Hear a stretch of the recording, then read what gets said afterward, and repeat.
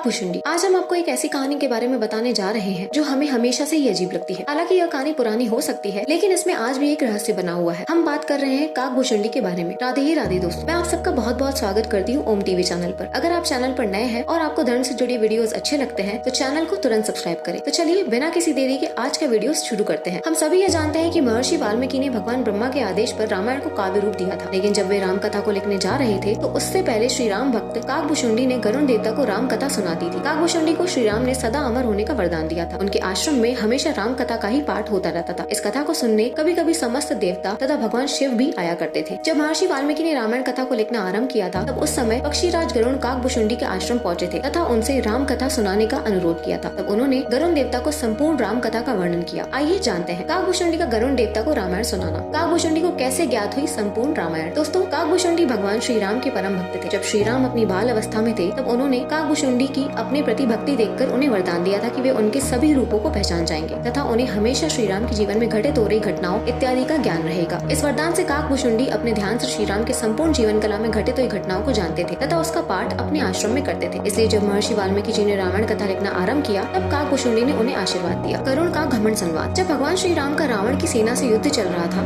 तब उस समय मेघनाथ ने नागपाश की सहायता से उन्हें तथा लक्ष्मण को बंदी बना लिया था। अब हनुमान के कहने पर गरुण देवता ने ही उन्हें नागपाश से मुक्ति दिलवाई थी। इसके पश्चात उनके मन में यह शंका घर कर गई थी कि यदि श्री राम भगवान विष्णु का ही रूप है तो उन्हें उनकी सहायता की आवश्यकता क्यों पड़ी। इसका समाधान पाने के लिए वे देवर्षि नारद मुनि के पास पहुँचे, लेकिन नारद मुनि ने उन्हें भगवान शिव के पास जाने को कहा। गरुण देवता गए भगवान शिव के पास। गरुण देवता भगवान शिव के निवास स्थान कैलाश पर्वत पहुँचे तथा उनके सामने अपनी शंका रखी। भगवान शिव ने उन्हें बताया कि प्रभु की माया बहुत शक्तिशाली है तथा इसके कारण स्वयं गरुण देवता भी भ्रमित हो गए हैं। उन्होंने गरुण जी को इसका केवल एक उपचार बताया और वह था श्री राम के सत्संग को सुनना तथा उनकी कथा को विस्तार पूर्वक जानना। इसके लिए उन्होंने गरुण देवता को सुमेरु पर्वत की उत्तर दिशा में नील पर्वत पर जाने को बोला। उसी पर्वत पर एक सरोवर के पास काकभूषुंडी जी का आश्रम था। उन्होंने बताया कि वहाँ काकभूषुंडी निरंतर राम कथा का प्रवचन करते हैं, जिसे सुनने हर तरह के प्राणी तथा देवता वहाँ पक्षियों इत्यादि के रूप में आते हैं। उन्होंने गरुण देवता को उनकी शरण में जाने तथा श्री राम का सत्संग करने का आदेश दिया, जिससे उनका उद्धार हो जाएगा। भगवान शिव ने गरुण देवता को काकभूषुंडी के पास क्यों भेजा। गरुण देवता के जाने के पश्चात माता पार्वती ने भगवान शिव से पूछा कि जब आप ही उनका मार्गदर्शन कर सकते थे तो आपने उन्हें काकभूषुंडी जी के पास क्यों भेजा। इस पर भगवान शिव ने इसका बहुत सरल तथा उत्तम उत्तर दिया। उन्होंने कहा कि गरुण देवता का अभिमान दूर करने के लिए उन्होंने उसे काकभूषुंडी जी के आश्रम में भेजा है, क्योंकि उन्हें लगता है कि उनके द्वारा नागों के चंगुल से मुक्त किए जाने पर ही प्रभु बंधन मुक्त हुए थे। तो दोस्तों, इस वीडियो के माध्यम से अगर आपको काकभूषुंडी जी के बारे में कुछ नया सीखने को मिला हो तो इस वीडियो के लाइक करें और शेयर करें। मिलते हैं अगली वीडियो में, तब तक के लिए राधे राधे।